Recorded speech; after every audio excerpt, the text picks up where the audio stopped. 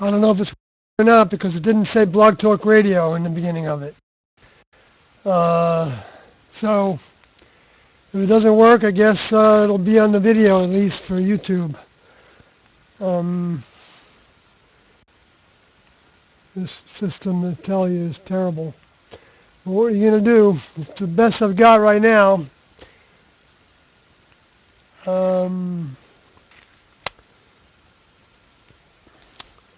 So we've got a lot to talk about, as usual.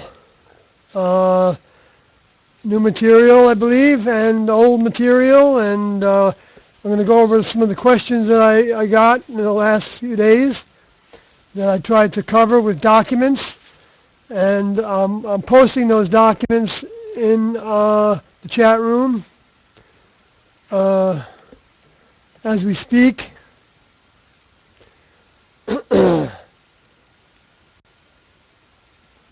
I posted the forshared.com site address where you can download the audio tapes from T and Doe and from Doe after T left. There's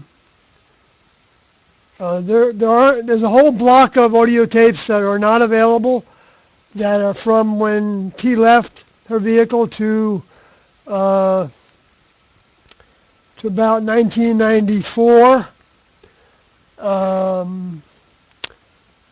That, as far as I know, they're still not available, and that's because Mark and Sarah haven't released them. And I don't know why, and I don't even care anymore because we have all the information we need to do a good job here as far as disseminating T and Doe's information to provide people with the truth. That's all this broadcast is about. I do not care. I'm not looking for followers of even the broadcast. Doesn't matter to me if anybody listens to it or not. Although I admit when there's somebody listening, it's kind of helpful.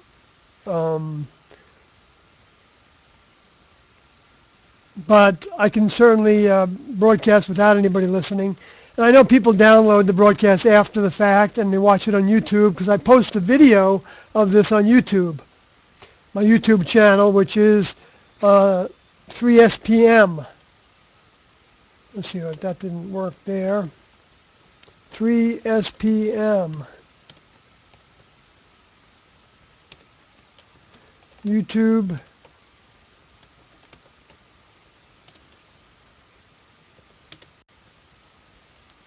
YouTube.com, user 3SPM. I posted the last three, and before that I have probably 100 of them that that have, somebody that's very interested in everything about T and Doe should get to them eventually. Because there's tidbits in there that you're not going to find anywhere else because it's from my personal experience, 19 years being with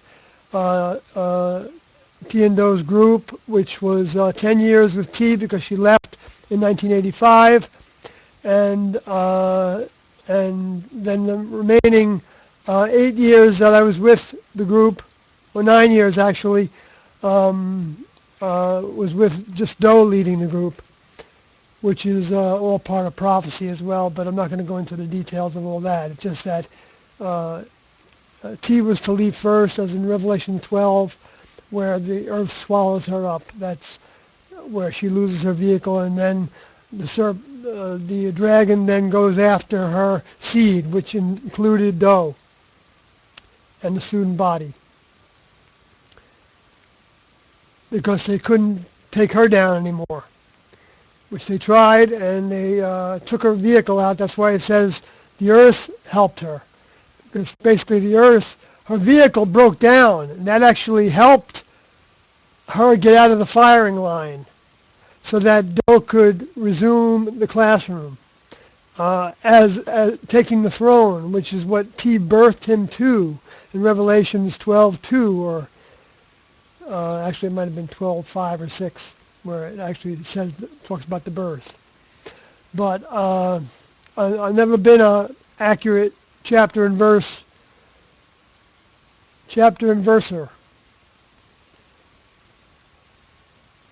quoter, scripture quoter. But I do feel like I have been given the keys to understanding Scripture, like, well, frankly, you might not find many other places, if any places, because it takes believing in Tiendo and believing that they were who they are, because they still exist. They're still very much alive. They have physical bodies. They're on a spacecraft or in a laboratory inside of a moon or inside of a planet, or both of those conditions, as well as other conditions, because T could be in more than one place at a time, because she was Do's older member, Heavenly Father. They use the term older member, but it's the same term as Heavenly Father in the religious terminology. This was all introductory. The whole program was introductory. From the start of the Adam and Eve experience was all setting up a criteria in order to test their future members of the next level, who were working for them in elementary tasks, so had not yet proved that they had overcome all their humanness. So the next level set up because of the fallen angels, the Luciferians, and the other fallen angels that fell after the Luciferians. The Luciferians coming at a previous civilization, and then the current Luciferians that fell that Enoch talks about. I think that's the order in which it worked, but I could be wrong about that, actually. I'm feeling like I might be wrong about that. That it was that the Luciferians were perhaps the space aliens that were influencing the humans in the previous civilization, that ended with a recycling and ended with fallen angels, fallen dropouts out of Tiendo's classroom, or like fallen angels. Whatever the equivalent classroom was in that previous civilization, they became the ones that dropped out, the ones that were given souls, and they grew their souls to a point to where they had some of the mind of the next level, their older members, in those soul pockets, so that they were actually called sons of God. But sons of God didn't guarantee that you would become a member, an adult member. You're a child of God when you're a son of God. It's the same thing. You're an offspring of God. You've been set aside to have the opportunity to graduate into membership in the level above human. It's not an easy process. It takes a lot of effort to do this on the part of the next level, and in the part of the humans that are going through it. And they have to be led through it, every step. Because otherwise they just get off the track and they end up doing things that are not necessary and that actually do not accomplish what they need to accomplish. Well, what are they trying to accomplish? Well, that's what the whole idea of overcoming the world was. That Jesus said he overcame the world. Right before he left, he said it's time to exit, because he got instructions on the Transfiguration Mount from the two physical beings that showed up on that mount, that were witnessed by 3 of the students that he brought with him to that mountain. And they heard a voice that said, "This is my son, who's I'm well pleased with." Well, Jesus was also going through a graduation to his next most appropriate task stage. Because the next level thinks about stature and experience, as as tasks. In other words, what we can do for the next level is all they really care about. They're not interested in having kids grow into their family that do not take on the family business in exactly the same way that their family has been running that business for more eons than we can imagine, more eons than our computers can count.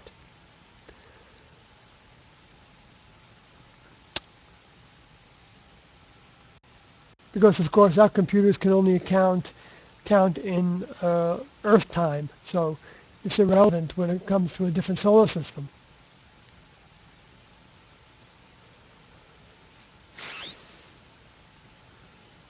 So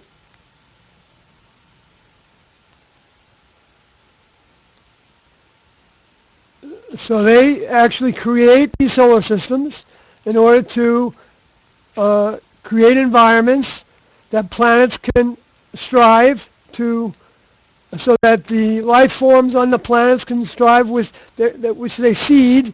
They seed the planet with both mind and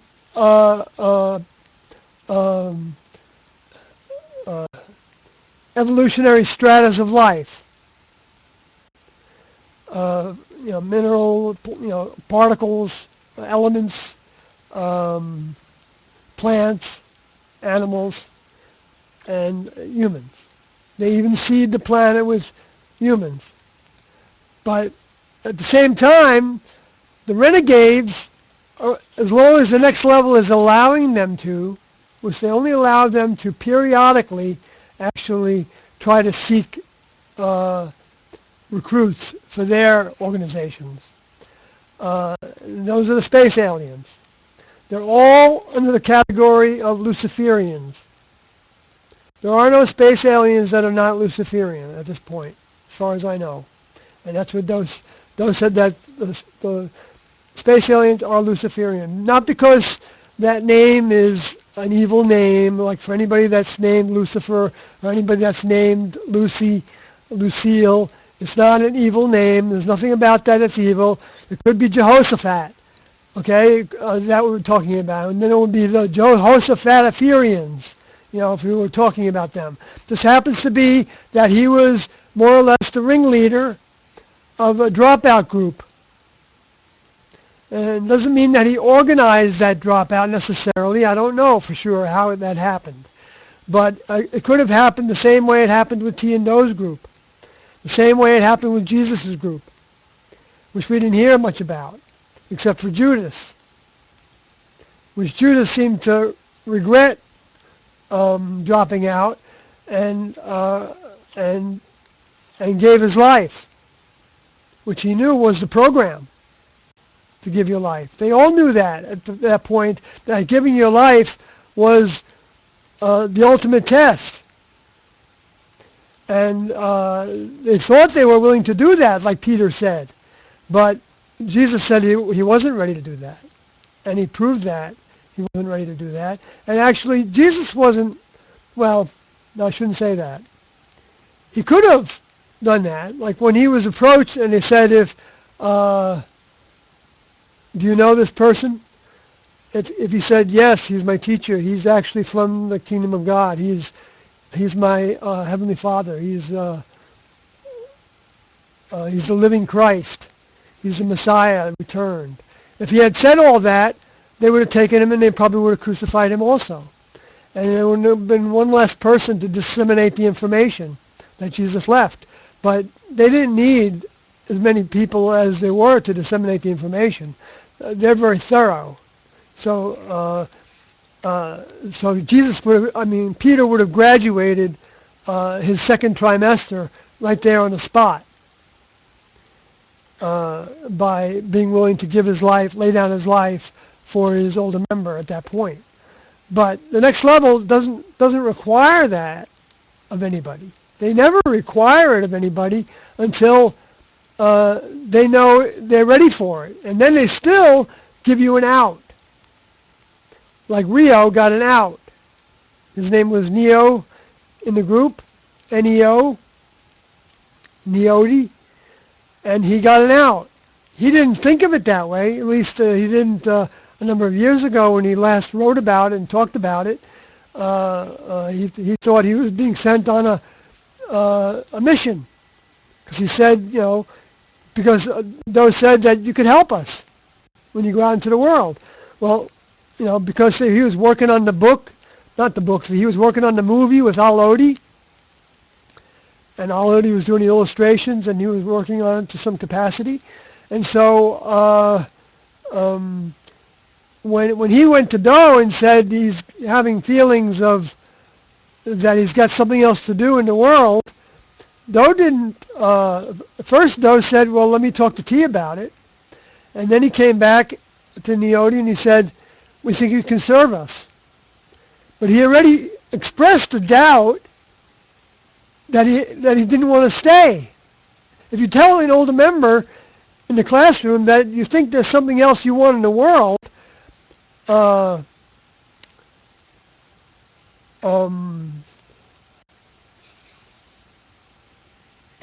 not saying they're not going to ask you what and try to find out whether you're just being hoodwinked for the moment, or whether this is something that you've thought out, like in my case, or not.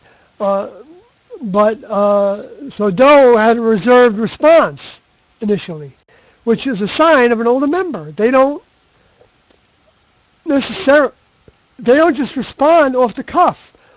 They recognize the value to taking their time to come to a decision, especially when it's a major decision. That's why it took many years to arrive at the decision that the exit method was going to be by our own hands, which I was there for the decision. So I can speak to it from personal experience.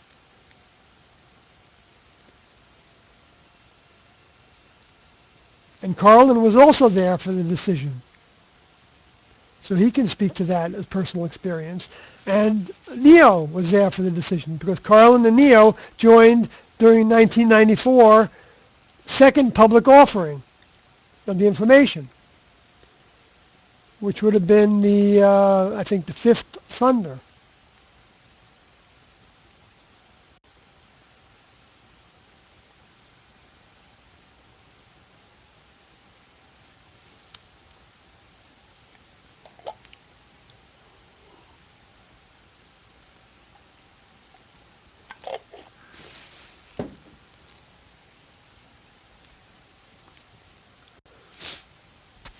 So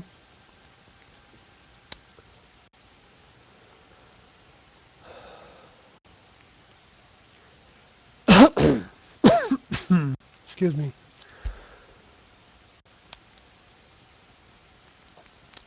So the dropouts from the previous classroom, previous civilization to Adam and Eve,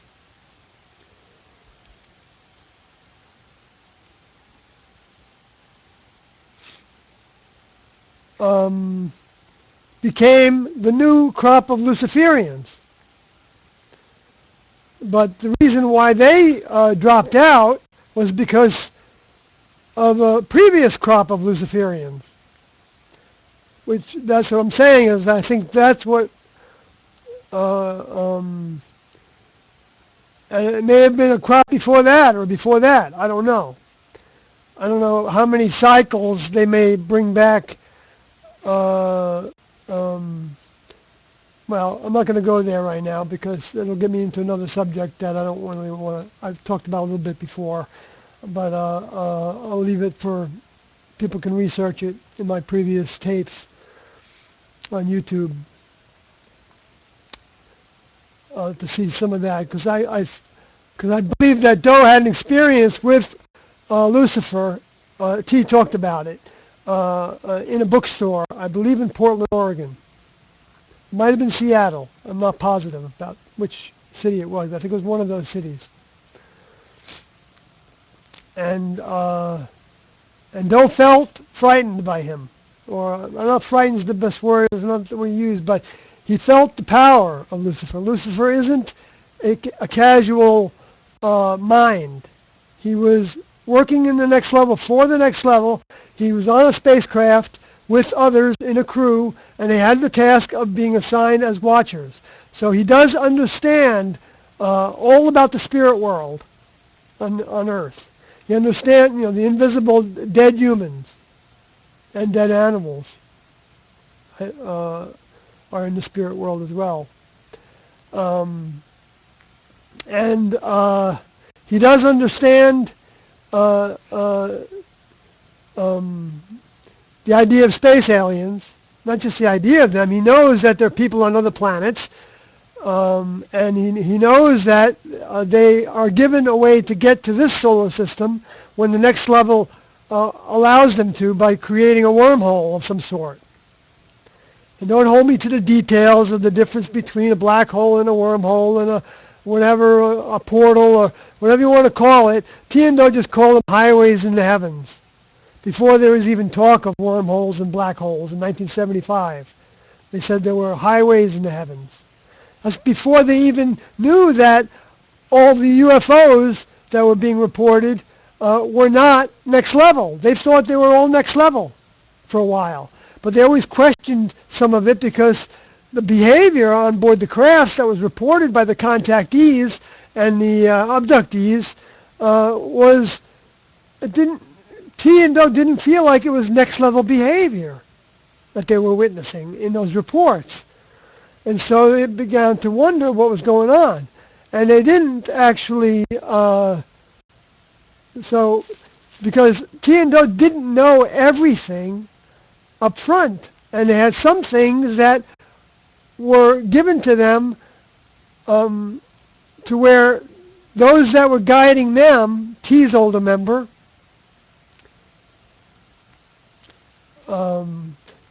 that Doe said was actually T's mind that she didn't bring with her. She didn't need to bring with her to do the task of T, incarnating into that vehicle. Set it up so that they would be given information in a gradual stage-like way, so that they'd only be like one step ahead of what the student body could handle. Anybody that's come to this information about space aliens and UFOs and even spirits and channeling and all these things that are considered New Age knows that there are adjustments to be made in our heads to actually understand this. And we understand it in levels, in degrees, let me put it that way. And as soon as we think we've reached the nth degree, something else pops out of us into our minds, and we realize, whoa, there was something else going on too. Not instead of, also. That's what I say to Christians all the time. I say, it's not that any of your beliefs are wrong. It's not about right or wrong, it's just that there's more. And there's more that has been made available. And without that more that's available, you can't get into the kingdom of heaven. Because you have to go through the one that brought the updates. Because if you don't recognize the one that brought the updates as having the updates, then you're really not seeing the real representative from the next level that came before. You're seeing the distorted version of what that individual represented when he came before. Because most of the focus was put on the parables and the miracles, which Doe said were 90% erroneous, exaggerated, I think is what he said. 90% exaggerated from what really happened. And then a few of the things that he said about love, that became spiritualized. Not that it's not spiritual as pertaining to the mind, because mind and spirit is synonymous, or synonymous terms. Humans have their own mind. A human body has its own mind. It's a genetically structured mind, stored genetically, but also stored as like software is stored on a hard drive.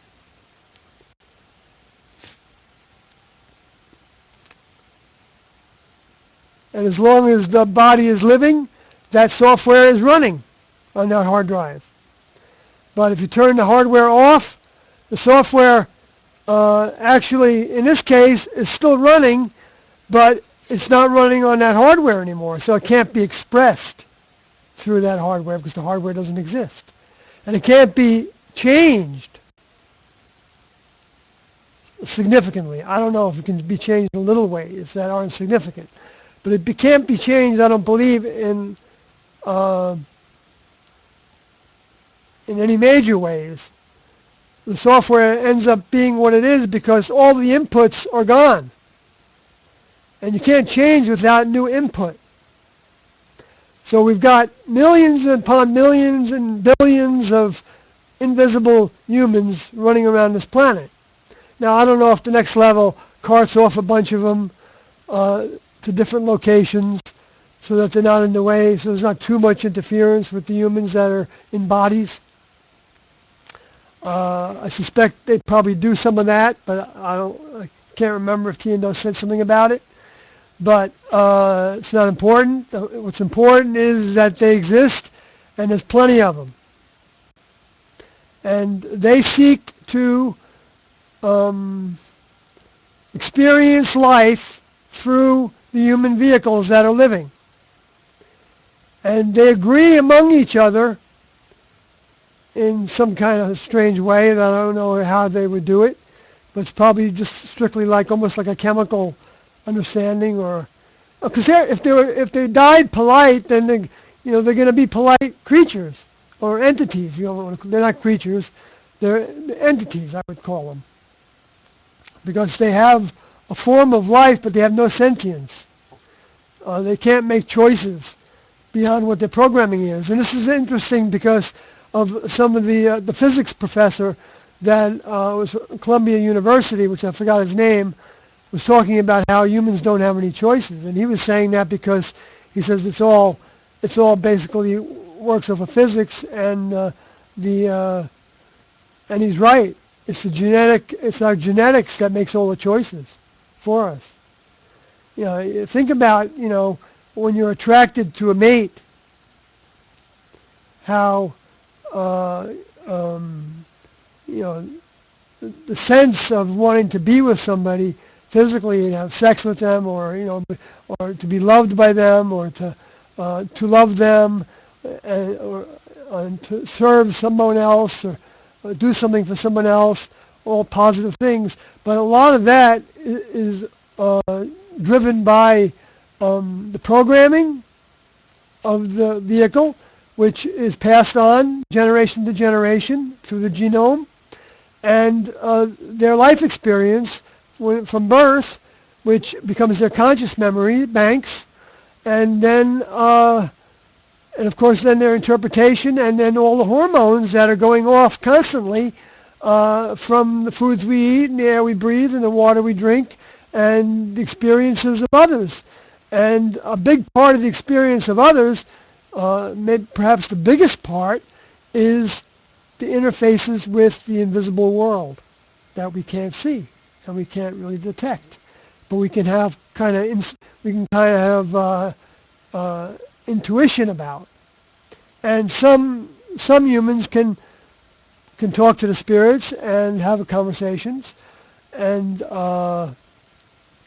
some channel them, and some, which is the same thing generally, letting them talk through us, our vehicles. None of that's next level activity. But those spirits are time-sharing the human vehicles. So they agree to, even if they disagree, they agree to agree. On a certain amount of time. I don't think they hold clocks in their heads because I don't think they know the difference between dark and, sun and night, sun and dark. But I might be wrong about that. But since they don't have eyes to detect it, and they don't have skin to feel the heat, and and what are the other senses that contribute to knowing if the sun is out or not. Um, I believe they just don't have the interface. It's like a computer without a keyboard, without a mouse, without a joystick, without an interface for the internet, without anything, without a microphone. So basically, it can't do anything.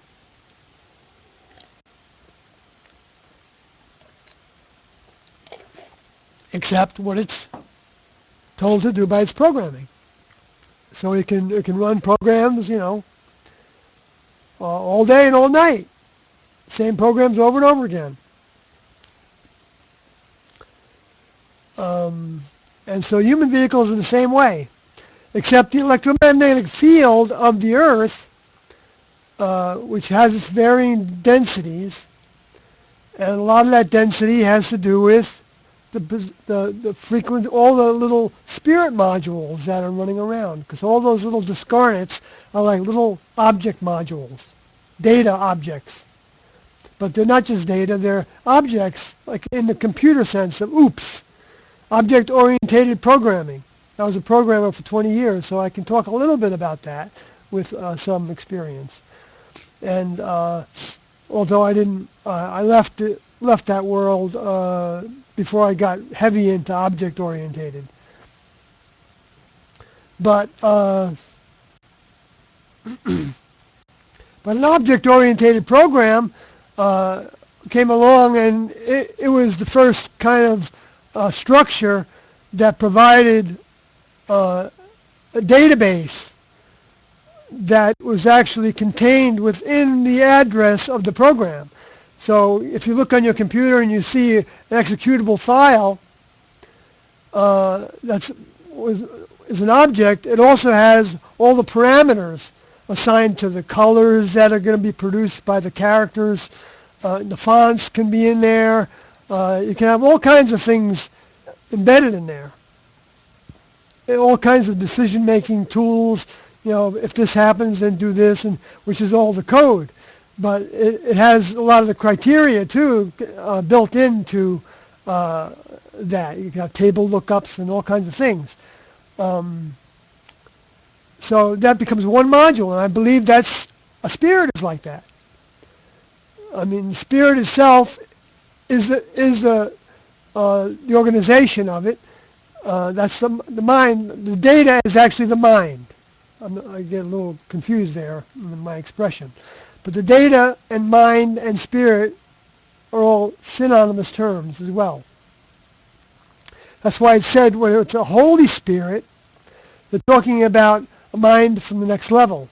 Now it's next level mind we're talking about. It doesn't necessarily mean an individual that's invisible, although that's the way the next level works. They don't generally, if they can, but most of their communication, I believe, is done in a kind of face-to-face way, at least during, well, I'm wrong. I might be wrong about that. I'm getting a little no on that. I'm not going to say most. Well, like for instance, when two individuals came and were watching there while Jesus was either levitated up or was lifted up by the spacecraft that was cloaked behind the cloudiness, behind the cloud of light, took him. When there were two individuals standing there, they said that were wearing white raiment. I think they said that in that case. And they said, "Why are you so surprised by this? This is the way he always comes and goes," which meant physically. Because don't you think that would have been the biggest thing that was on their minds that they were witnessing? That there was this physical object, a human being, that they knew and they sat with and they ate with, and he was rising off the ground and going up into the sky? I mean, if we saw that now, we'd be freaked out. But now we would wonder if he had some kind of jetpack in his, behind him, right? Or if there was some kind of device or a space alien ship that could pull them up, because we've heard stories like that. And some people have said that they've experienced things like that. So that's no longer supernatural hocus pocus to those that know the science and technology behind it. And we absolutely know that there's science behind it, because you see the kind of draw that a magnet can have on a very heavy object. If your magnet is strong enough, it can pick up any heavy object that's metallic. So if anybody that thinks at the next level, who designed these planets going around each other and all this, if they can't design some method of lifting somebody up, that's, trivial. That's just the way they come and go. They don't have ladders. They don't need ladders. But they do have tasks on the earth sometimes, like those two individuals did, and the two individuals at the tomb, and the two individuals on the configuration mount, not configuration mount, the transfiguration mount they call it, Mount Nebo I think it was, and the two individuals with Lot, they had physical bodies, because the individuals that witnessed them didn't think that they looked that different than them. They were walking around with Jesus, and they didn't know that it was Jesus. They thought it was just some other person that they hadn't met yet. Because there's something about him changed physically, so that it could have been just his vibration. Because we don't know how much of what we see is dictated by what we receive through our eyes. Well, we do know that, of course. But the picture I'm getting on that is that our interpretation of what we see is an output. We're outputting from our computer what we see. What we receive. We're outputting from our computer what we receive. That's why Jesus said that the eye is the lamp of the body. And if your whole body is filled with light, then what the lamp is projecting out will be full of light. If your eye is single, in other words, with what you're receiving, if you're seeing a very particular stream of information that's broad,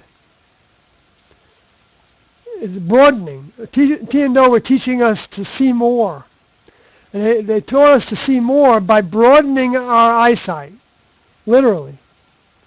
And they taught us that by taking an object, say 20 feet away, okay, that's big enough so you can see the object, and then focusing on it with your eyes so that you're just seeing it, if possible. You don't go to an extreme about it, but just focus on staring at that object, and then pull your focus back so that your eyes are opening more and you're seeing the background. And you're seeing less of the object. Now you're seeing more of the background around that object. You're basically now aware of your peripheral vision and everything around you. And then go back and do that again with your eye going back to that object that's small and you've got to focus on. And then go back and forth like that. And you can do that as often as you want. And what you will get from that is the ability to see more. Now, it doesn't mean that what you see is going to register necessarily in the brain anytime soon, that you're seeing more.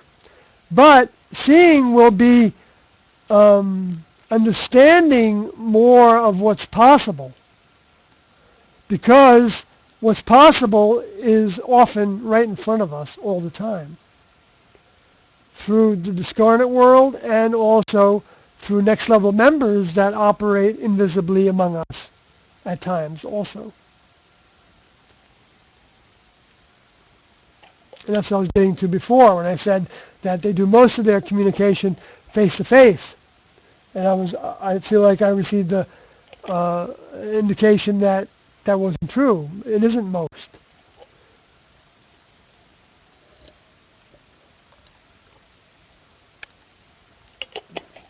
It depends on the individual that they're working with and what they want to transmit and what kind of experience they want them to have.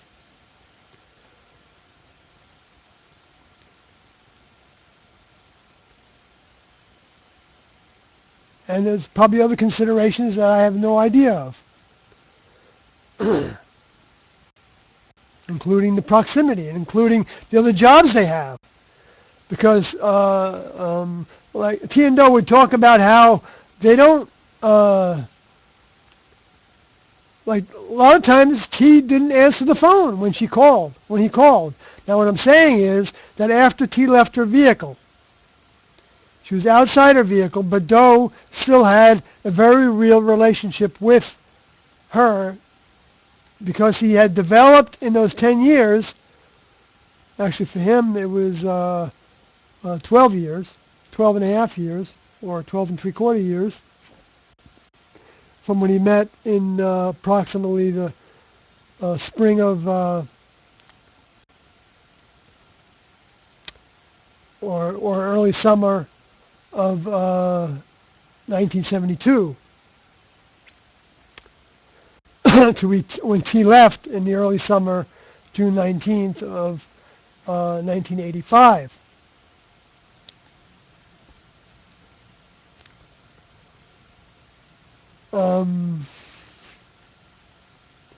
So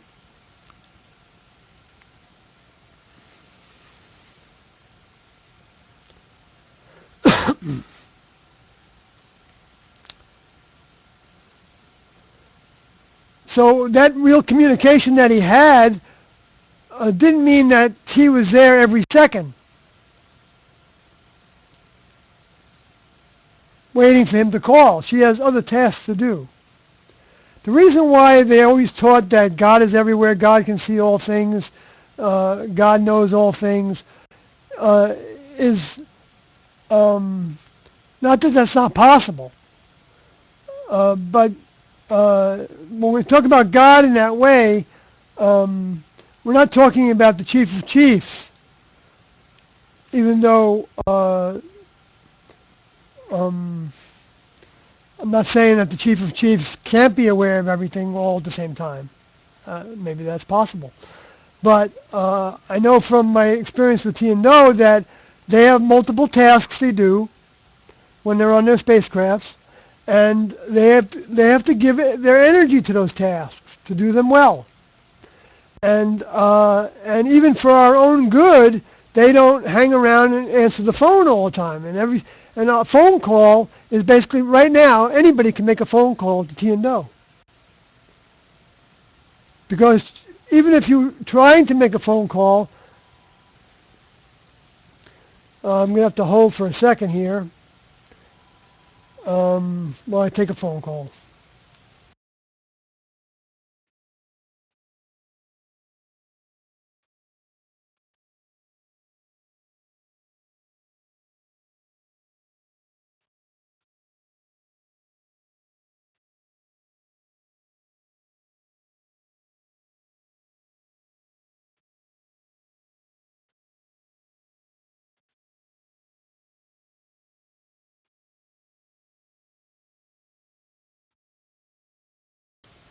Okay, we're back.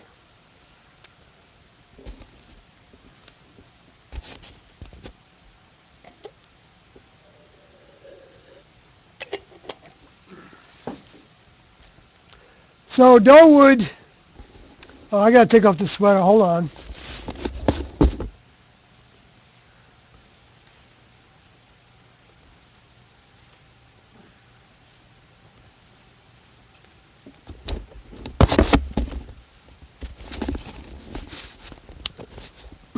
So when Do would have a question,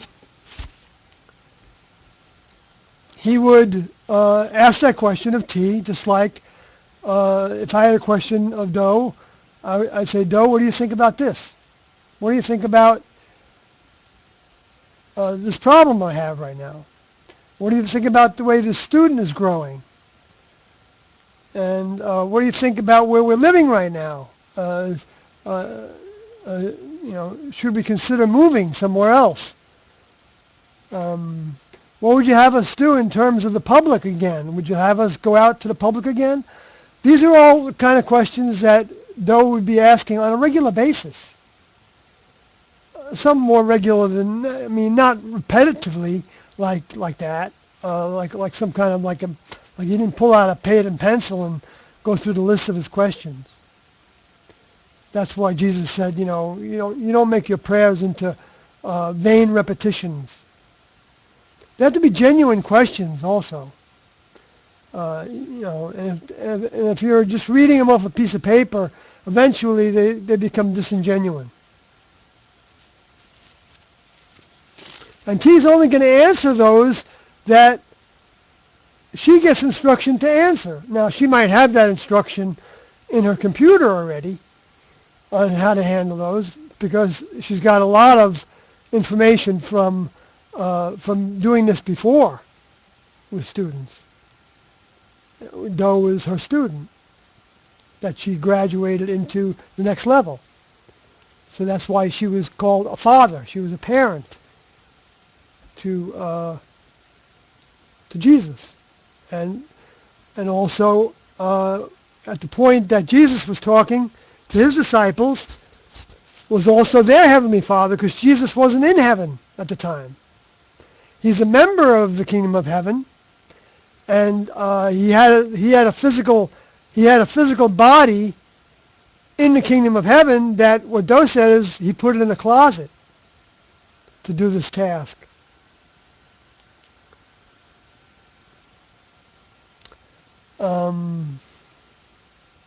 I don't know if he ever updated that after I left.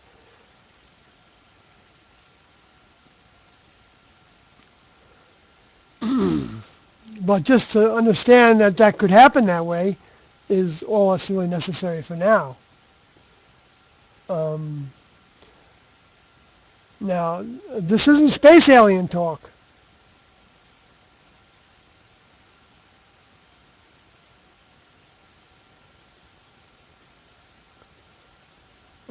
Members of the next level are not space aliens. They're not Luciferian space aliens. They're not extraterrestrials like humans from another planet. They're not limited to being on a planet. They live wherever they are. They're nomads. The Son of Man has no place to lay his head. Well, in the next level members don't need any place to lay their head. But a Son of Man, an offspring of human, which is actually a translation that I saw in the book of Enoch, where the term Son of Man was first used, I believe, in our current record base. And I didn't know that, and then but I translated the words, and there's no of, and it's just basically offspring human.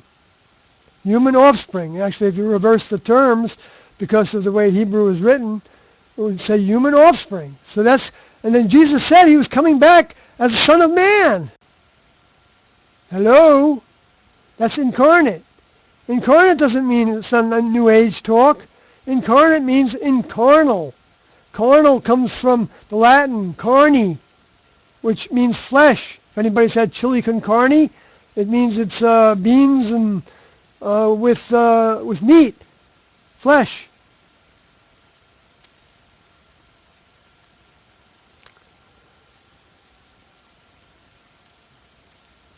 It's only the Luciferian space aliens, and like I said before, the original fallen angels are all dead, I believe. I might be wrong about that. There might be some of them that still have a vehicle and are still keeping that vehicle alive somehow. I don't know. But I'm pretty sure that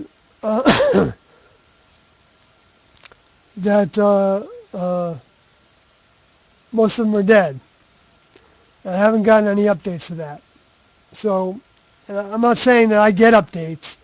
What I'm saying is if I say something that I'm not sure about, sometimes I get a feeling that it's wrong. Sometimes I get a feeling that it's okay. And so I don't know whether, I'm right or wrong. I'm only bringing it up not to be right, not to show that I know stuff, but so that you can have a chance to understand it at least as well as I feel like I do. And that should serve you well enough to where you can move ahead in your understanding. Because all these little things are pieces of the puzzle. And there's no way that anybody's going to understand the picture that this puzzle paints unless they start to absorb all these little pieces that I happen to be sharing with you that came from T and Do. And I'm saying T and Do and the level above human. Because that's where T and Do got everything, from their older members. And their older members got it from their older members. On up the chain to the Chief of Chiefs, which we don't understand anything about, except that there is such a thing as a Chief of Chiefs, according to T and Do.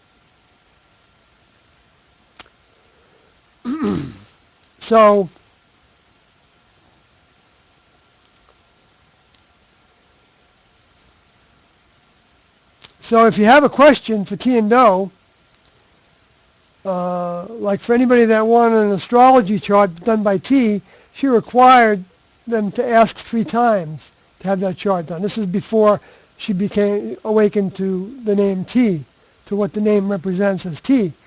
It's when the vehicle was named Bonnie Lou Truesdale Nettles. She was an astrologer. Not a professional astrologer, but someone who would do charts for people when they asked for them. And but she would require them to ask 3 times, and she wouldn't tell them that they had to ask 3 times. So if you've asked T and Do for something, and you haven't gotten a response, then perhaps your thirst to know isn't enough. Because they're not playing games. If you're just willy-nilly asking T and Do, like I suggested to this one fellow who goes by this erroneous name of T-M-M-O-D-Y, like Timody, which there was no Timody, so he's a fraud, basically, by using that name. And he's basically he's actually being a tool of the Luciferians by allowing himself to use that name if he's still using it. I don't know if he is or not. But if anybody chooses an Odie name when they were not an Odie, then they're being a tool of the Luciferians. And that's fine if they want to do that. I mean, I don't agree with it. I don't mean it's fine because I agree with it. It's fine because that's their choice. And then they're going to have to answer to that choice. And it's not going to be a pretty picture. I'm not going to say what's going to happen to them. Maybe nothing. Maybe nothing's going to happen to them. Maybe that's the pretty picture. Where other spirits might be saved for a future opportunity to live again. And then souls that still have the potential to grow into next level members will be saved again by the next level, because they don't waste anything. And they have places they can put all the different grades in school on the soul level, on the human kingdom. Because the soul, don't forget, is a pocket. It's a container that is given to a human being.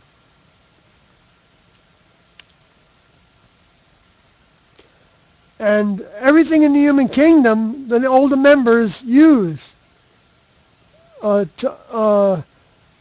their program. And of course, that's the case with the older members that are incarnate. They're sent undercover, meaning they're like a thief in the night because they're invisible to humans, and they're invisible to humans, so they exist in what we would call the spirit world, but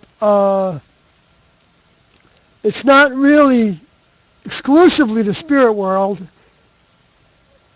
because the next level also brings their spacecraft with them wherever they go and do a project. And that spacecraft is huge.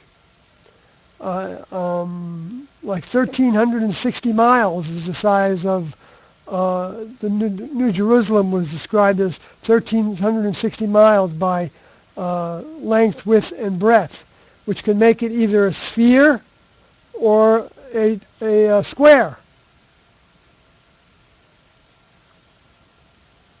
Right? I think you can measure either one by those terms. So that spacecraft can actually be isn't like it can actually be docked on the planet or hover right above it. So when John was seeing this object, he had to be taken up to a high mountain, and he still was looking up, I believe, to see it. Apparently, it wasn't docked by actually landing on the ground. But T and Do told us that a spacecraft could be. They didn't say it was for sure. He said a spacecraft could be right superimposed, basically, right over our house, which was that we actually called a craft. Which T and Do set up the craft to simulate being on a spacecraft, but not with paraphernalia. Like they didn't, decorate it in a certain way that made you think that you were inside a spacecraft. I don't know what that would be. I guess if you picture like the Star Trek spacecraft, where everything's kind of sterile looking, maybe, but that's not the way they talked about. That's not the way they set up the craft. They set up the craft to be like a craft because of the way it operated, the structure. There were departments. We had a department that produced the fuel, and that was the word they used for food. So when you were using that word fuel, talking about the experiment, which the experiment was the preparation of that fuel. And the experiment might be mashed potatoes, MP, plus chicken, C, CH, plus PE for peas. I'm not saying that these are exact.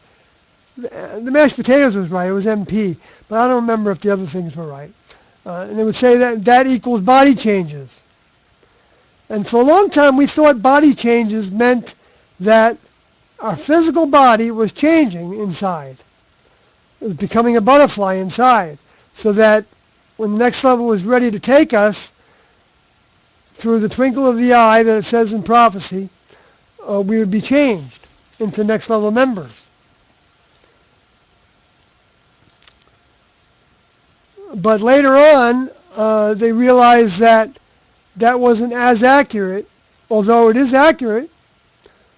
It wasn't as accurate as that we were given a soul that was a separate deposit, a separate container, a separate pocket, Bill called it, a pocket and a container. He called it a pocket until we read the story of Bob Lazar with Area 51 and the Yellow Book, and that the ETs apparently gave, that talked about how they actually made Jesus, and it's funny that, and they had videotapes supposedly of Jesus on the cross and stuff like that in this book. And it's interesting that that could be true. If the next level allowed them to take some kind of tape of Jesus on the cross, or they could have staged it. They could have got somebody down in South America where they do things with crosses all the time to go on a cross, and they could have just taken pictures of that and then shown that to people and saying that they had the film of Jesus on the cross. And that could fool somebody good, right? And they can do holograms like that. So if the next level comes to where we can see them physically again, which I suspect might still happen, I don't think it's going to be a hologram because of how we know that holograms can be faked. Even the U.S. government is working with holograms. And so the next level don't want to do anything that that humans can do, because then it doesn't show everybody clearly how they are far superior than all the humans and all the space aliens combined.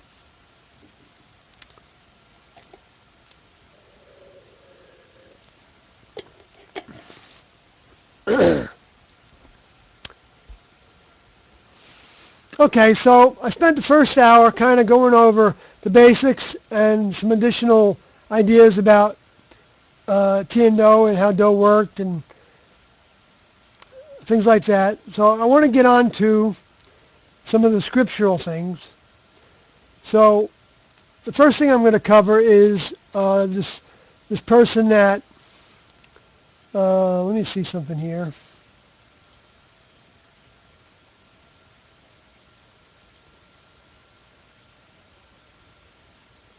I'm going to move this over here, and I'm going to expand it. And you can't see what I'm doing, but I'm getting real technical here, so I can still watch the any callers or any chatters.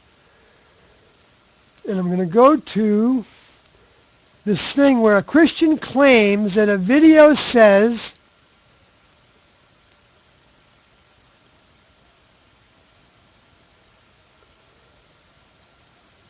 that T and Do are two hybrid humans that are the result of fallen angels manipulating the DNA of abductees and creating clones and hybrid offspring. I have a video on my channel, and I can post that address since I'm talking about it. I will post it to my chat room.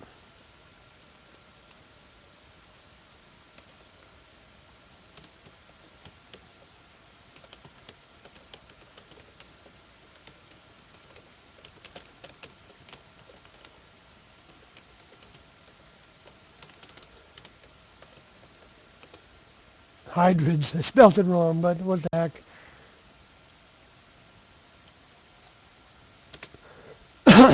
Okay, it's a YouTube channel. If anybody wants to see it, they can go to my website on WordPress.com. It's sawyerhg.wordpress.com, and you can see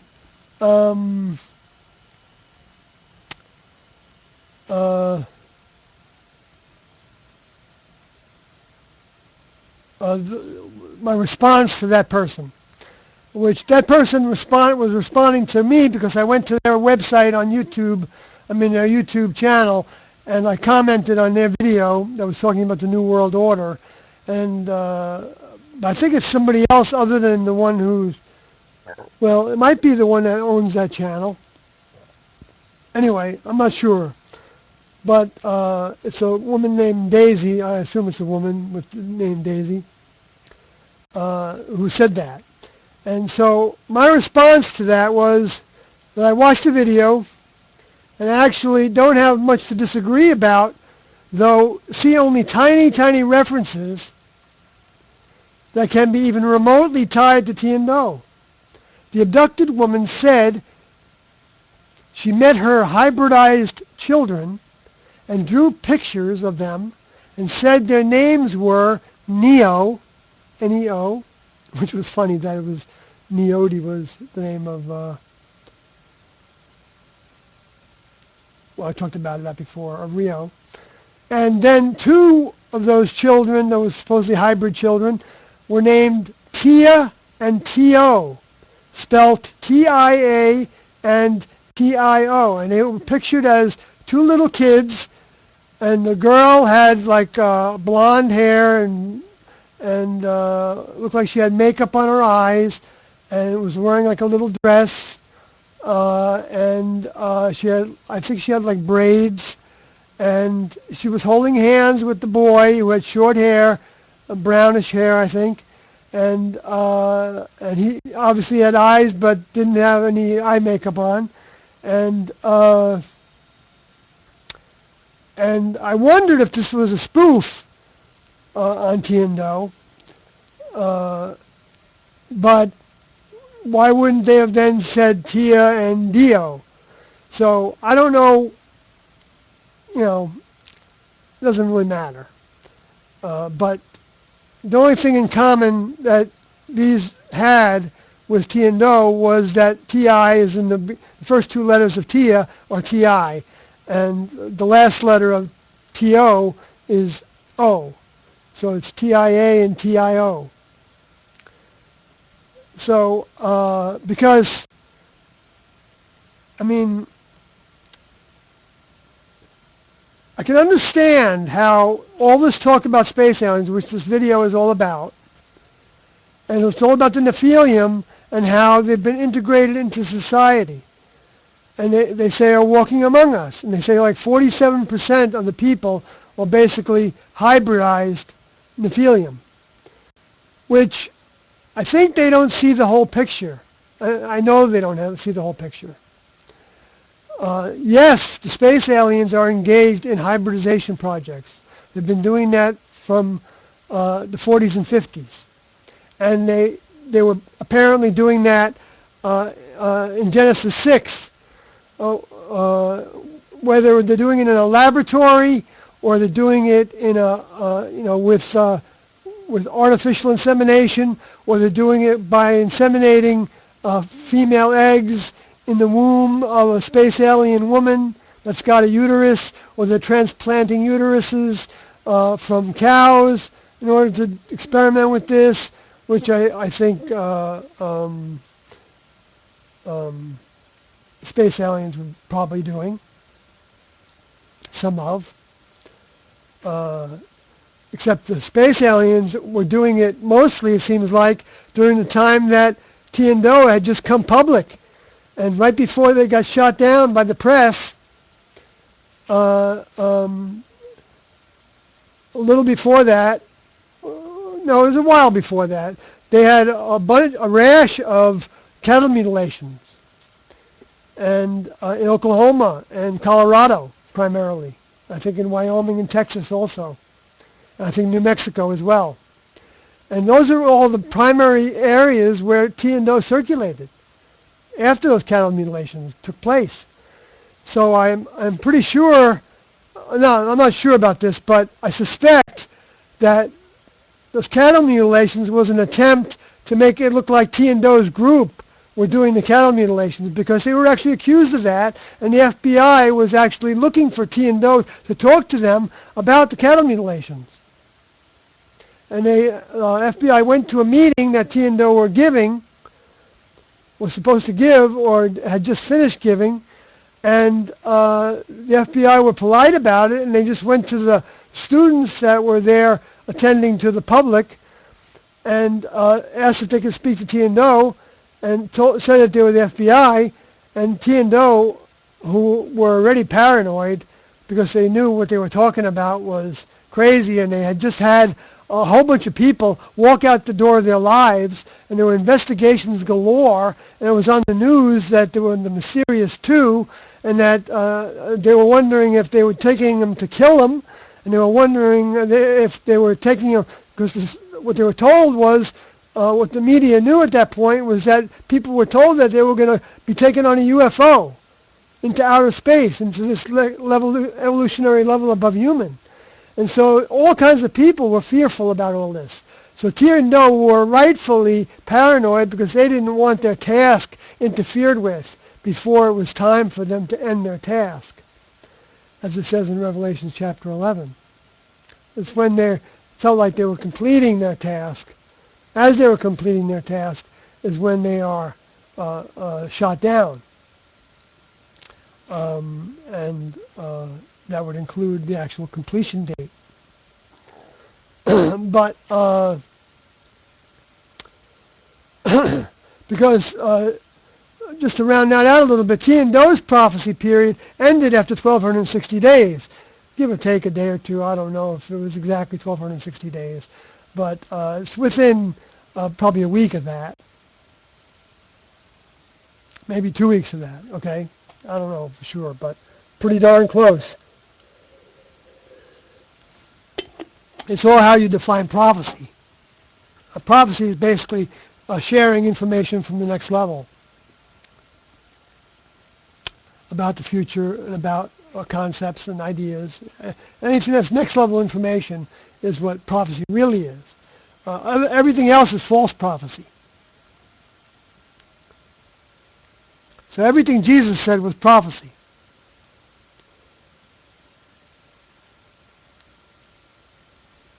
Even though everything he said didn't relate to the future necessarily, but it did. Yes, it did. Everything he said related to the future because it wasn't the end for his disciples. They weren't going to graduate from that experience. So I think it can be pretty safe to say that prophecy refers to the future. And now what's the test of a true prophet? According to Moses, what they say comes true. Of course, you don't know that it's going to come true until after the fact. And right now I'm sharing the ways in which it's come true. I have been in these broadcasts. I haven't done it in this broadcast in particular yet. But when I actually decipher the actual text of like Book of Revelations, then I'm giving you the option. I'm giving listeners the option to consider that I might be sharing the closest thing to the absolute truth that can be shared at this moment, and that future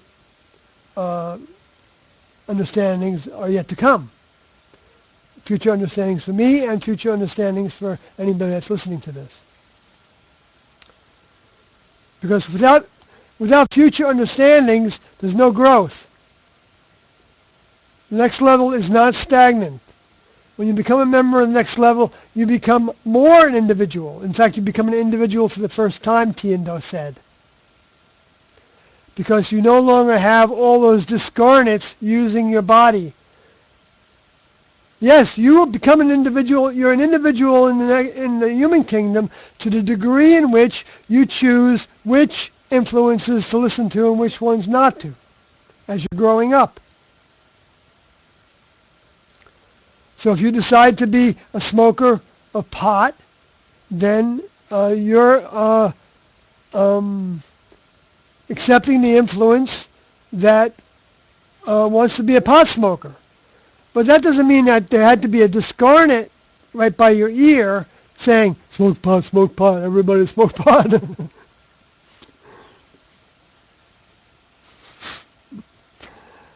No, it could be your friend that said, hey, let's go get a buzz on. Which I'm not saying there's anything wrong with that, any more than anything else. Of course, it's got ramifications like everything else too. And those ramifications can be very, very, very bad. And those ramifications can be kind of good. I'm not going to say they're very, very, very good because that might be a little bit misleading. I don't think you need to use substances to heighten awareness. Tiendo certainly didn't talk about substances as being a key to heightened awareness.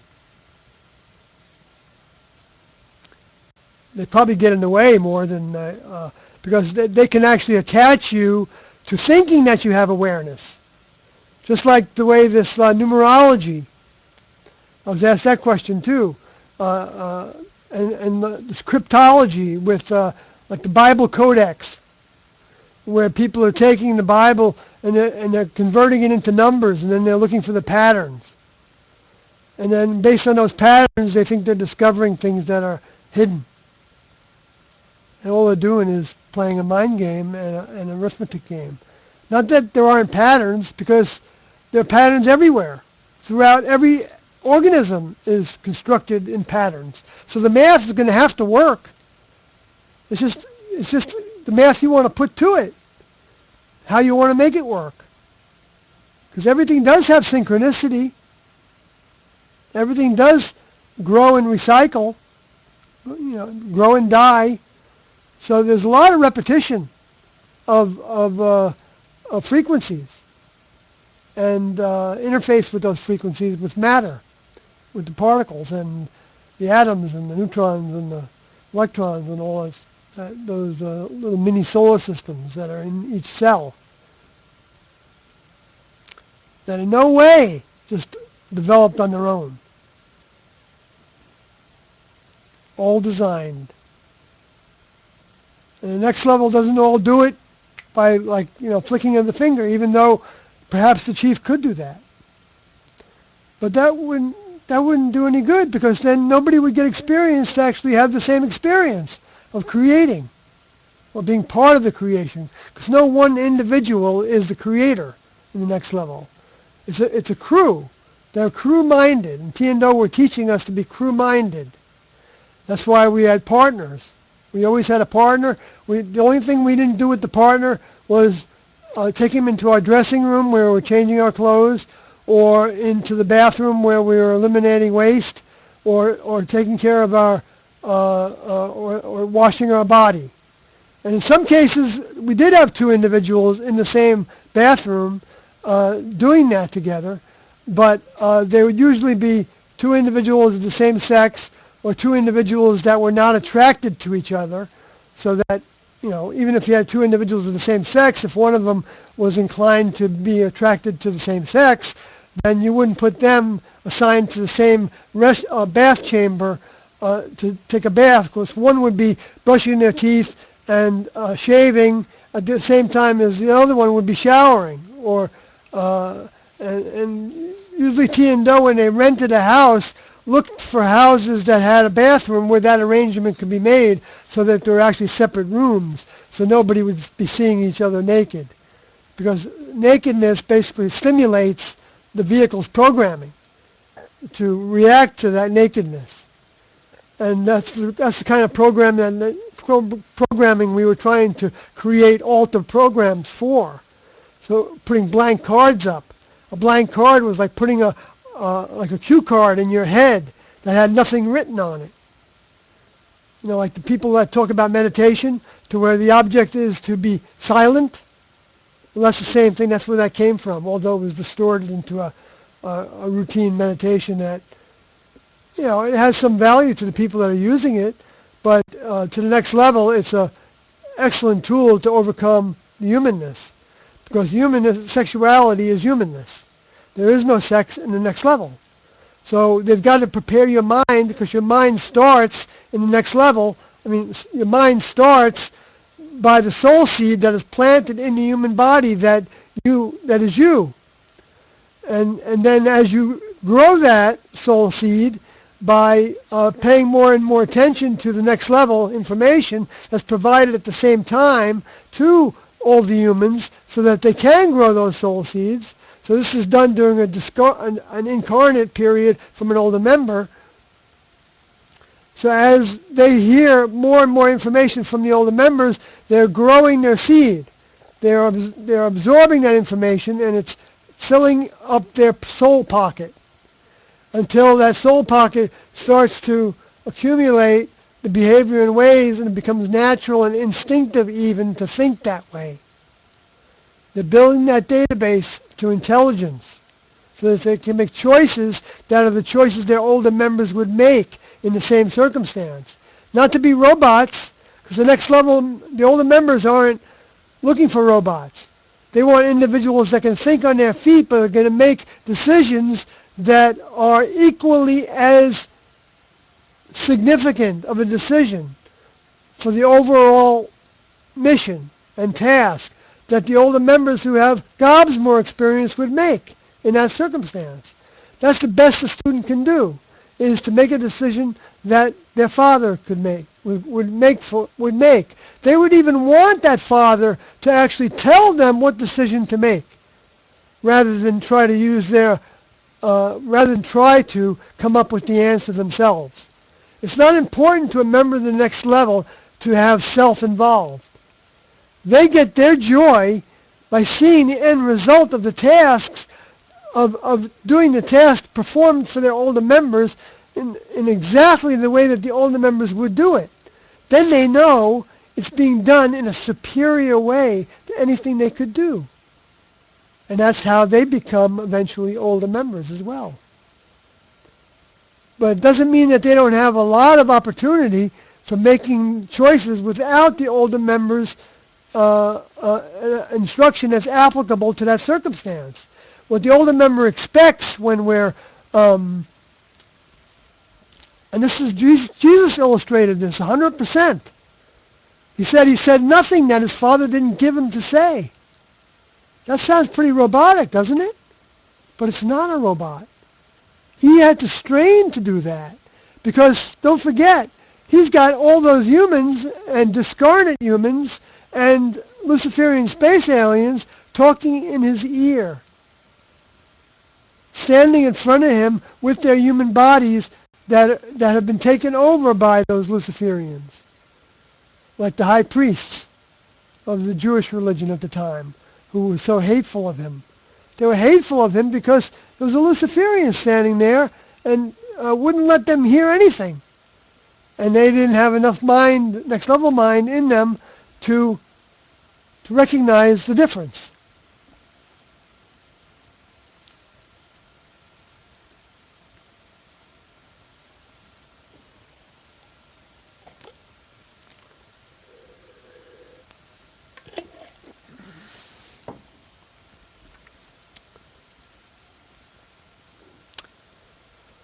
So, I know I probably left some loose ends there, but I want to get back to that thing of Tia and Tio, who this person is claiming was a hybrid.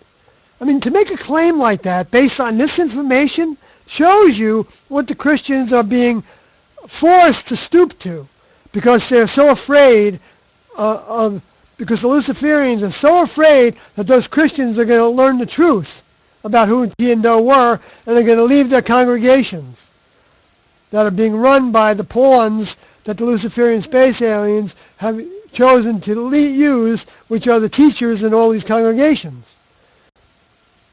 And these teachers can be great people and very mindful of all the rules of Tia and Do.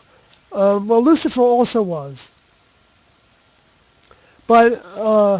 But if they've denied that Tia and Do are potential, if they haven't looked at Tia and Do as a potential for being the return of Jesus, even though it's been broadcast all over the airwaves for millions of people to hear over the years, through National Geographic's channel, through documentaries that talked about Heaven's Gate. I mean, just the fact that the word heaven was used should be a clue, because Jesus said he was coming from the heavens. So if you're somebody that's saying you're from the heavens, not a lot of humans say that. I mean, there were a bunch of humans that were saying that they were from outer space, but you didn't find hardly any humans saying they were from heaven. If you're afraid because Tia and Do used the word evolution, which was another thing in this documentary, little video that was done, they claim that, well, let me go through the rest of my response.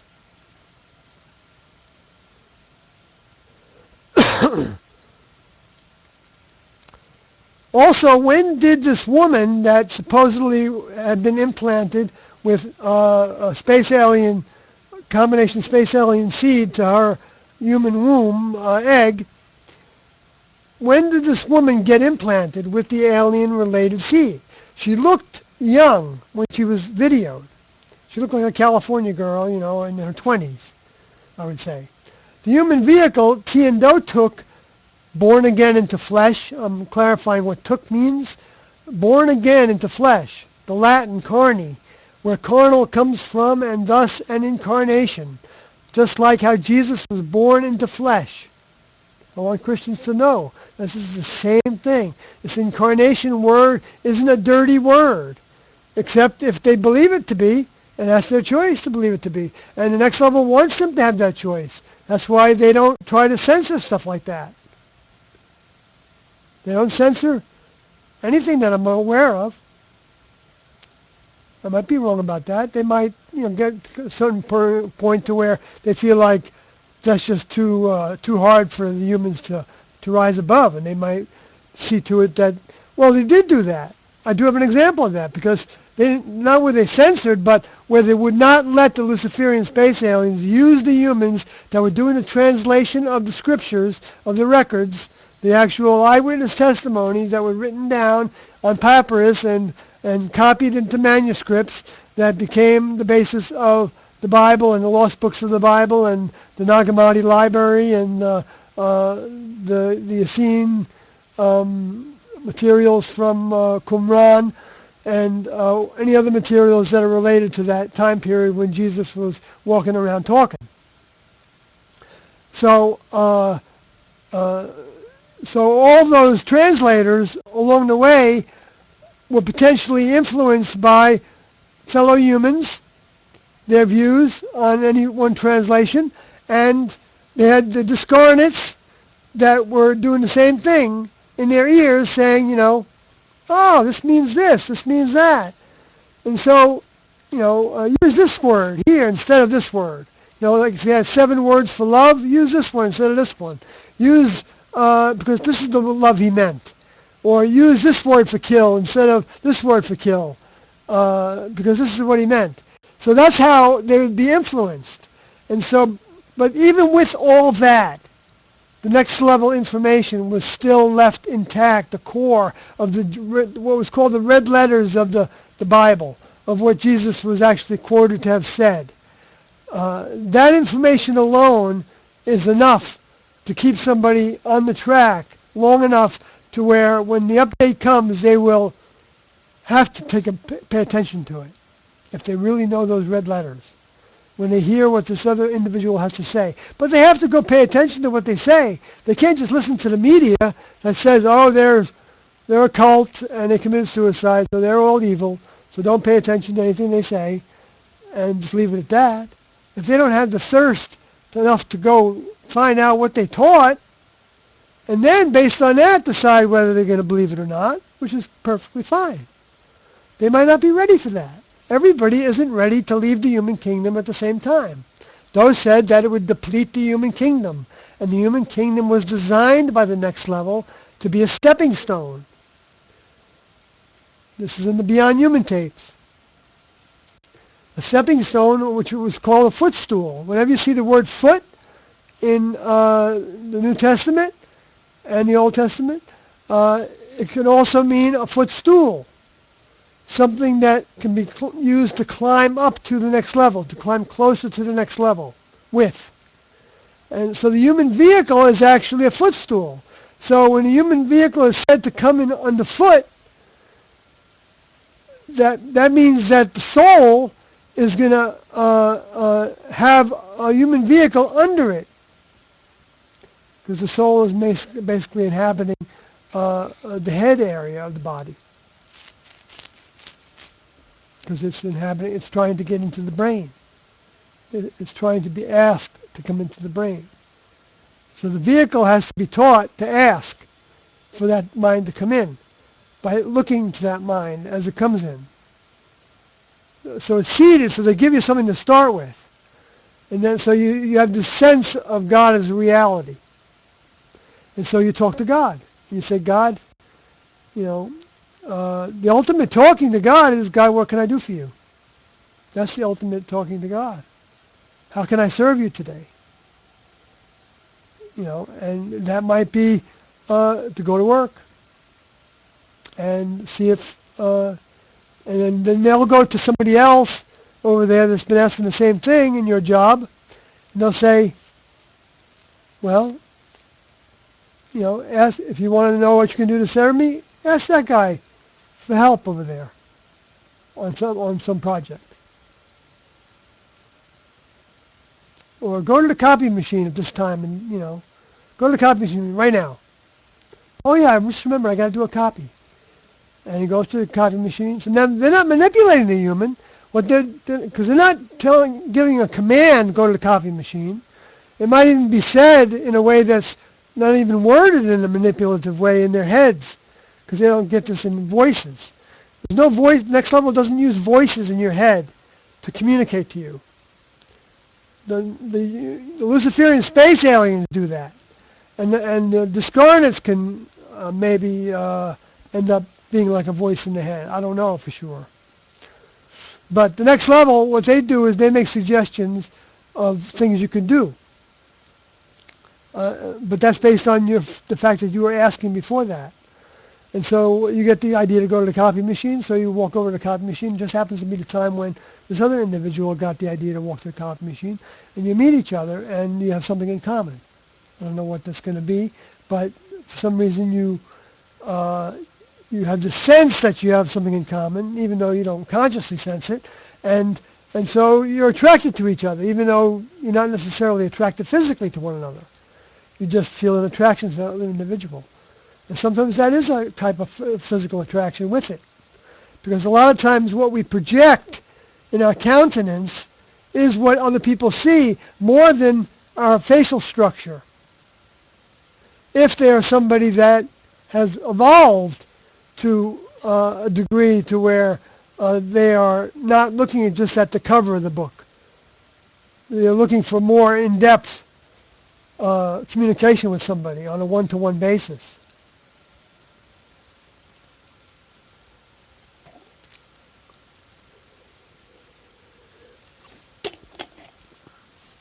And so that's how the next level, I believe, sets up a lot of things. And that's how they're setting up things now, for people to come to this broadcast, for people to talk to others that believe in this, and to hear about T&O more.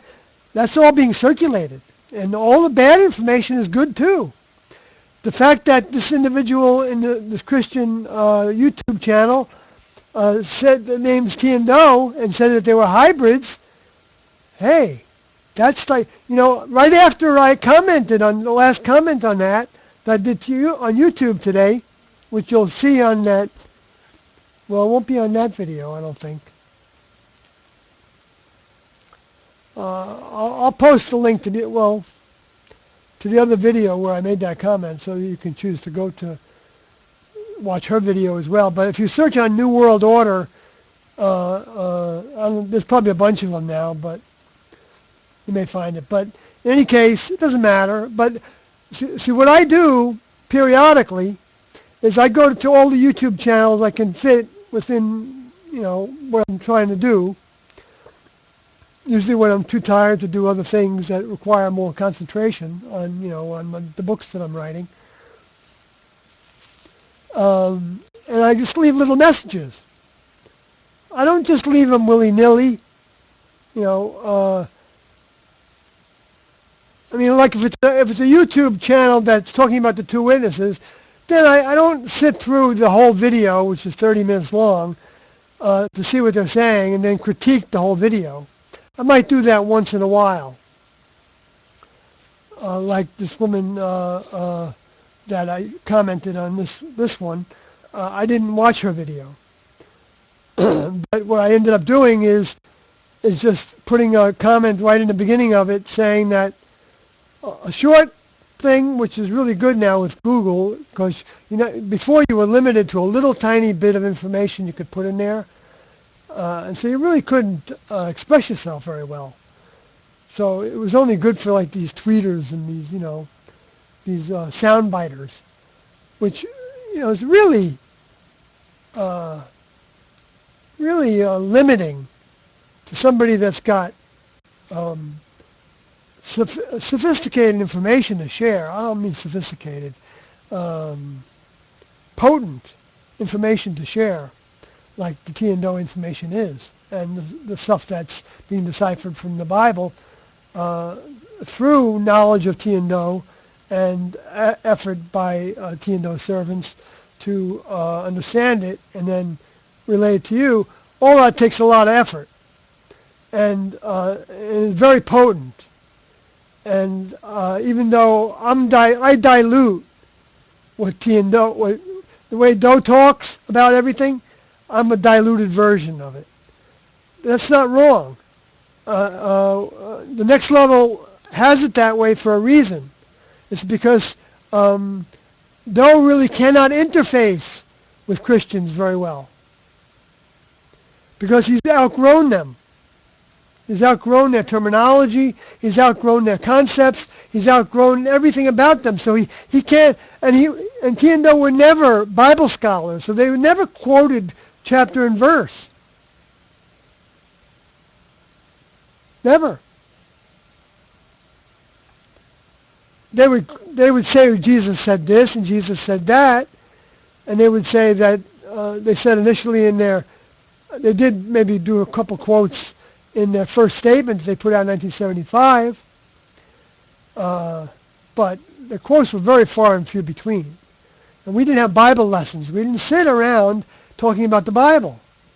No, it was about overcoming the world, overcoming our humanness, our sensuality, our anger outbursts, if we had any, our sensuality desires or inclinations, or sexuality inclinations or desires, overcoming those kind of things. And not just those things, but overcoming being gruff and abrasive and negative about things, complainers,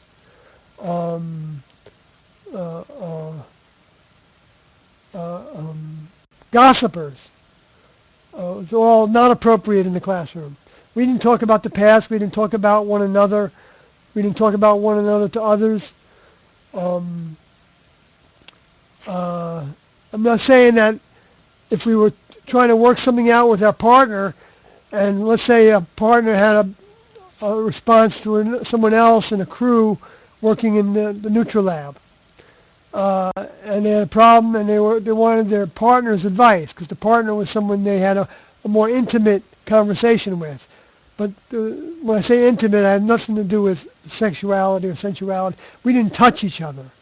There was basically a no touching rule, with exceptions of some hugs. If somebody went off on a task and then came back, that was an occasion where Doe would approve of a hug. But just a short little hug. Nothing that would stimulate vibrations. And they didn't approve of that until years, over 10 years until we were members of the classroom, because of the way hugs can even stimulate vibrations. You know that. People know that. And the more you stay away from those vibrations, in a sense, the stronger those vibrations get, but the stronger you get to work against those vibrations, so that those vibrations don't actually register as thoughts within your head. And you can actually see the vibrations ahead of time, or smell the vibrations ahead of time, or feel the vibrations ahead of time, which I was able to do, but only minimally, in a minimal way, because I certainly, when I fell from grace by giving into sexuality with myself, repeatedly, that was a fall. I became a fallen angel at that time when I left the classroom because of that. If I had stayed in the classroom and was able to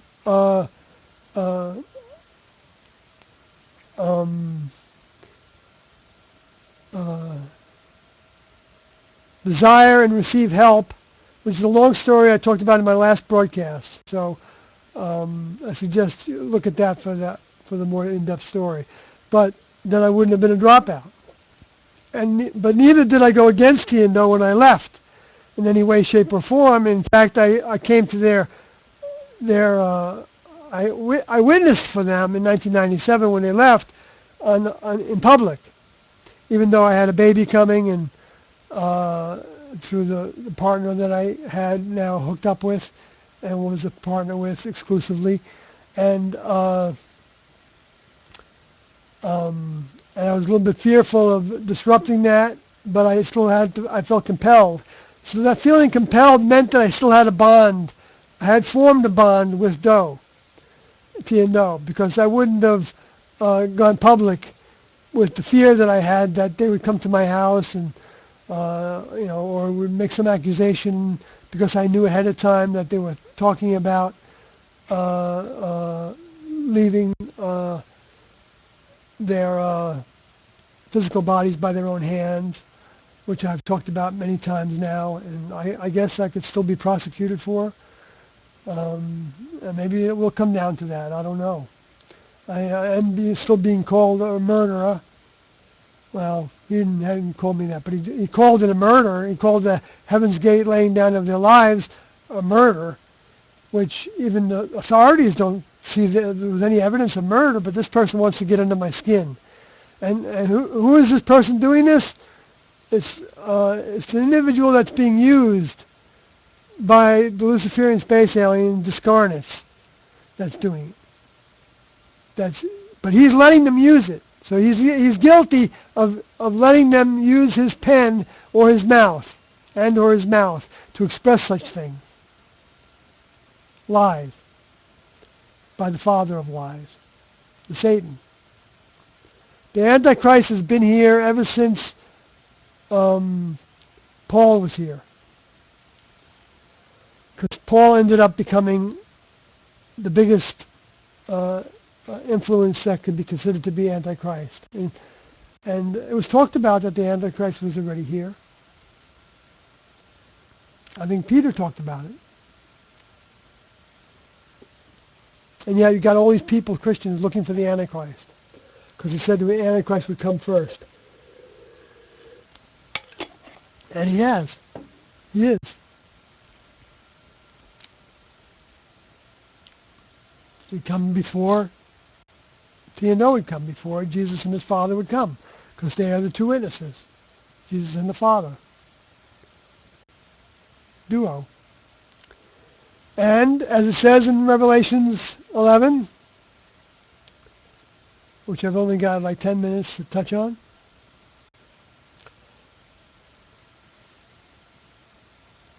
but what the heck, I'm going to leave that other thing because it wasn't that important, that other thing, the other proof that couldn't have been T&O that they're talking about, even though they might have intended to make that pun. It's ridiculous that they had nothing in common with hybrids. Space alien hybrids, which they call also the indigo children and all that. T&O weren't indigo children. That's ridiculous. They weren't psychic and all this baloney talk. And they were born, they were deposited with the next level minds, which, I could see it would look like a hybrid kind of situation from that. But in the when they were born, when the vehicles were born in 1928 and 1933. No, 33, I think. I'm getting mixed up now. But, and this woman, like I said, she looked like she was in her 20s when she was talking about, although it might have been later after that she, I guess, gave birth on a spacecraft to these hybrids that she said she had 5 of. There's some problem with the age there, too. And so in terms of the Revelations, chapter 11 that I wanted to touch on,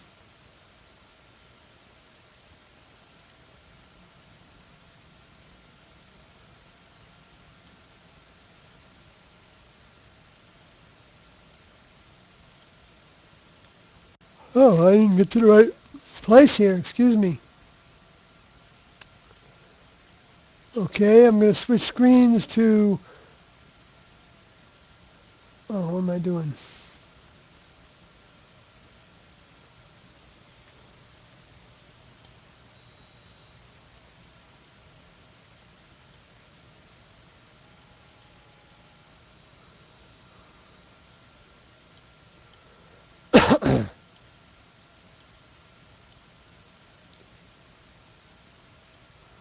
Okay, and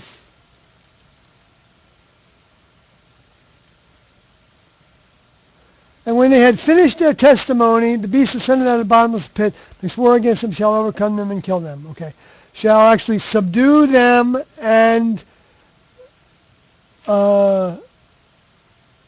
also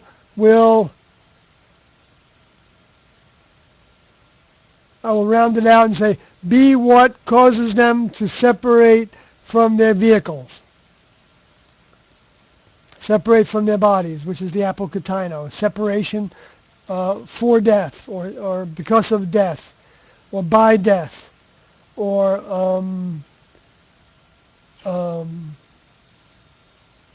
separate to die. Because so the subduing was when they were shot down by the press. That's the overcoming, it says here, but subdue is a better word because they weren't completely overcome. They weren't overcome at all. They were conquer. The same word overcome as conquer, and they weren't conquered. They kept on going. They still held public meetings after that. So, but they were stopped for a moment, and they were subdued in that way. They were reduced in their effectiveness in a sense because the media then knew their faces and exposed that to the world what they looked like. So if anybody showed up at a library giving a meeting, people would know, hey, that's the two individuals that supposedly had taken all those people from Walport, Oregon, those 20 people, and was going to give them, take them on a spacecraft or maybe kill them or something. So Tiendo were not able to act the same way after that.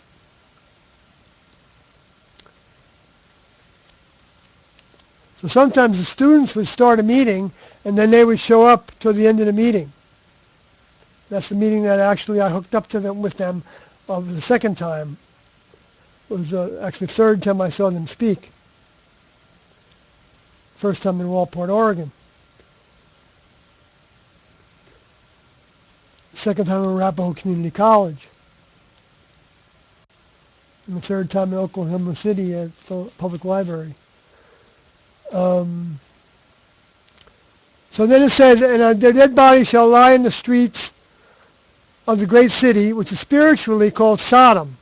Spiritually means here non-physical.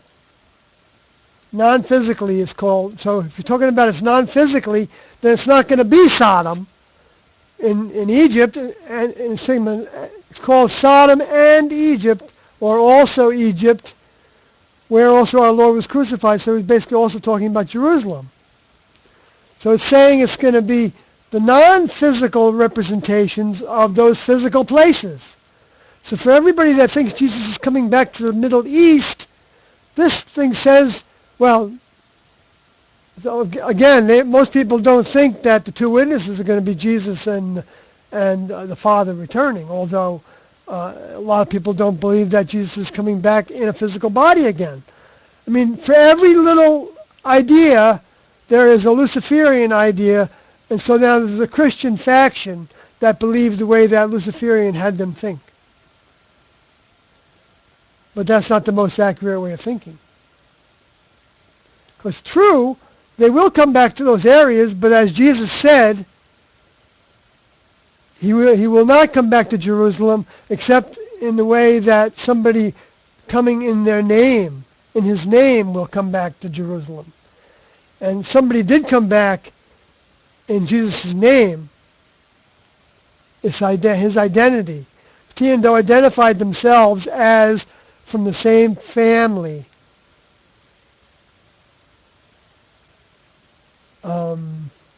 Of the next level.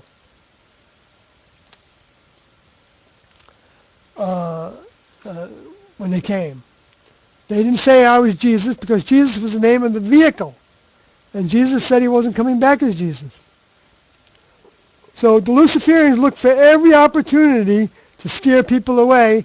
And it said that in Matthew somewhere, it talked about how even the elect were going to be deceived by that. And they are. Most of the Christian population don't have a clue about the fact that Jesus and his Father came back. Now, it doesn't mean they're not coming again, but the next time they come, they're coming in the second phase of the return, and that's as they really are, with their next level bodies.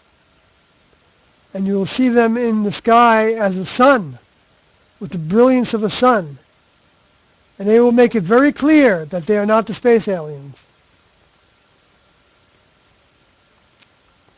I suspect that people will see in their heads pictures of dough, because they will somehow transmit that. I don't know if they'll transmit it to all the airwaves and all the satellite dishes, but I think you're going to see a picture of dope, but not as a hologram suspended in the air, because the Luciferians do that, like they did that with Fatima, allegedly. I don't know for a fact if that's what that was, but that's what it sounds like.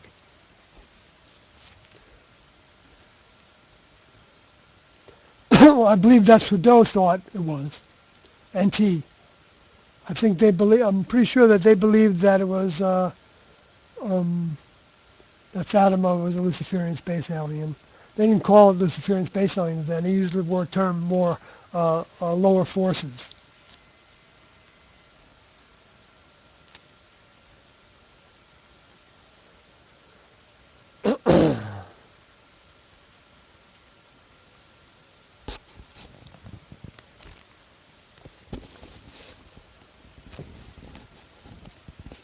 So then it says, and dead bodies actually meant rune. There's no bodies word in that. The authors of this translation put in the bodies part. And dead, if you actually look up bodies, it comes to ptoma, which they say is a dead body or a carcass or a corpse, but it really means a fall. They used it as dead body 3 times. They used it as carcass once, and they used it as corpse once. And then there were 5 times, for a total of 5 times that word was used, that Greek word. But it really means a fall or a downfall. So, and metaphorically, it means a failure or a defeat or a calamity. So why in the world did they not translate that properly? Well, because they had some Luciferian in their head telling them to use these words instead. Dead bodies.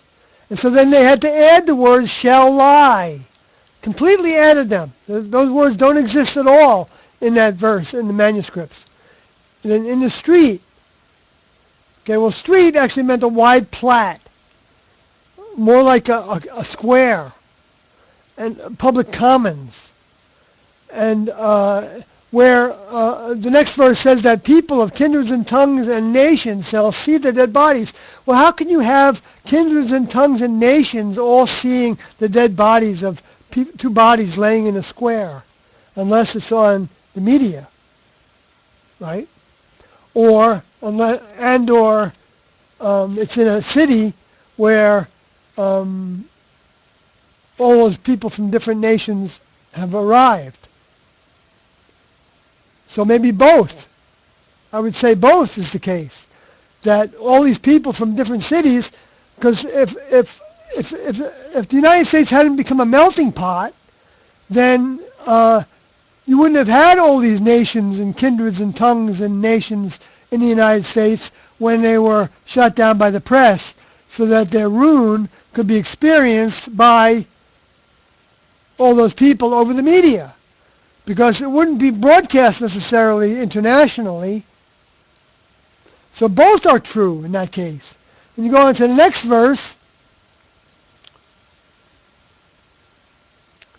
well, it says, and the people and nations and kindreds and tongues, nations shall see their dead bodies 3 days and a half, and shall not suffer their dead bodies to be put in graves.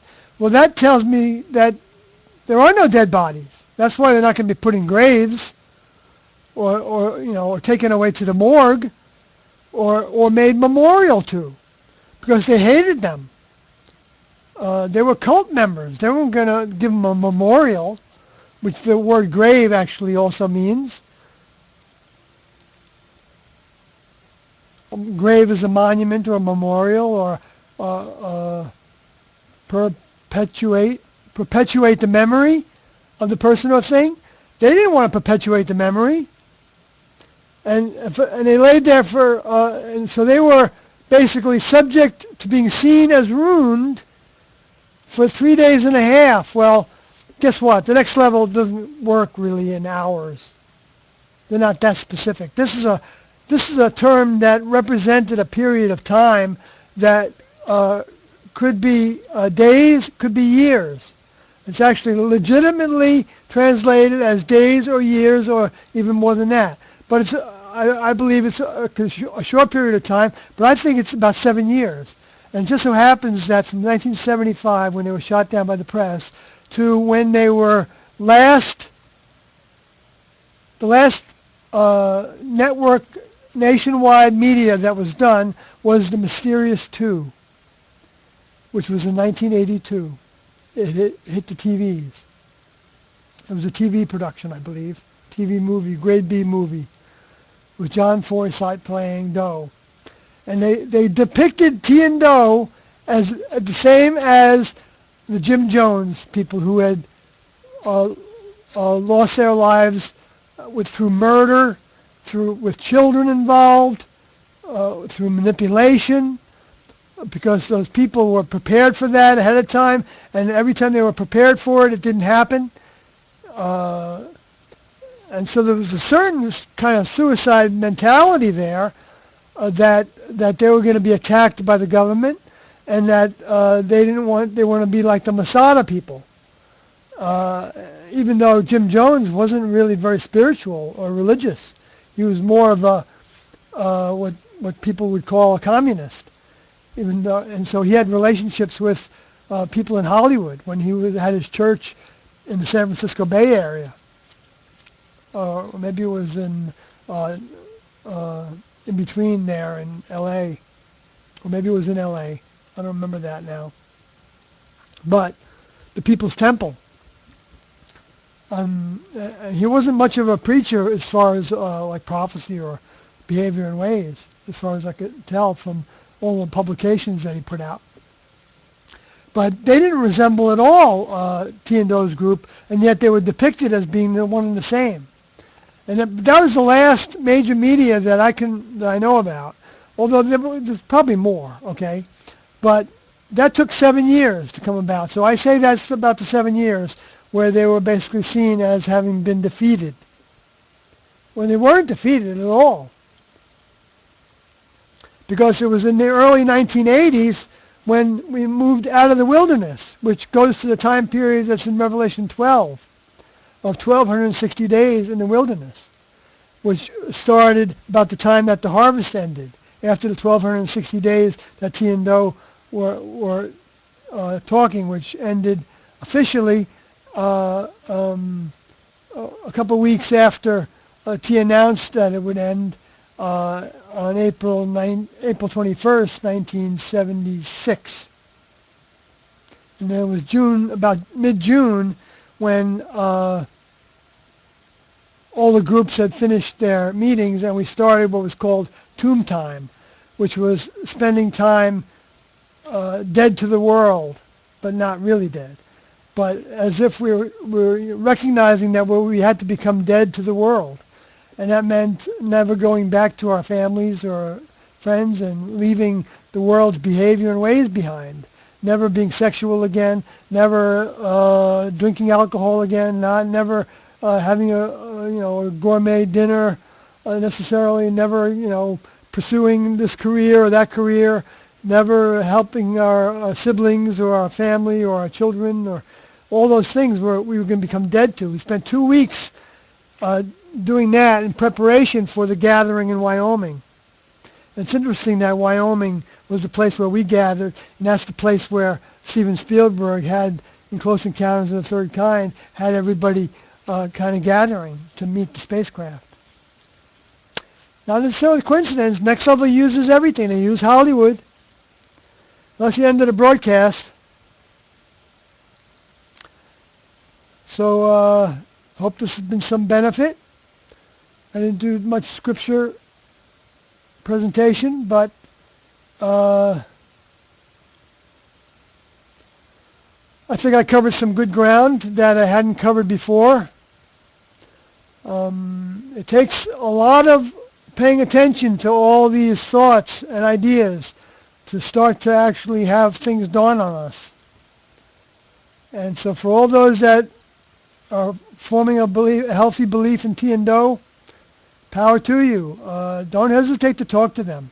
They won't tell you what to do. They won't compel you to do things that are wrong. They're not going to compel you to lay down your life That doesn't come at all with any time frame that's going to happen now until we all lose our vehicles. But they did say that in order to be of service to them now, we have to believe in everything they taught. Everything. Everything they taught. And then pass it on to others. Disseminate the information knowing that the ramifications were that eventually there will be some that will hate us for it and will do us in, many of us. Will be done in by it. But we're going to, by the time that comes around, if you think it's bad now with the way things are going, with the loss of liberties and the way the right-wingers are going against the liberals and in the name of their God, and it's going to get much worse. It's going to get much worse. I don't say that because I look forward to that. I don't want to stimulate it, but it's just the way it's going to be. I know that there's a lot of thoughts that Christians want to stimulate war and all this. I'm not a Christian, so I don't fall into that category. But I am a believer in what Jesus taught and said.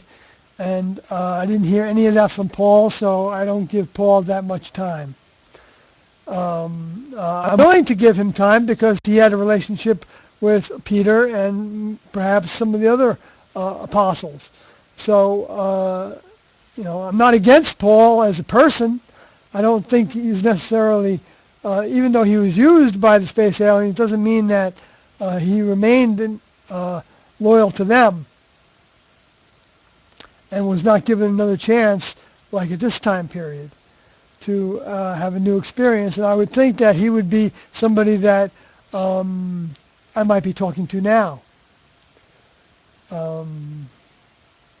Or he could have become somebody that was a late member of the classroom. So he didn't have to be, and he could have been somebody that dropped out of the classroom. Those possibilities exist. So with that said, I'm going to say good night, so this broadcast isn't any longer than it already is.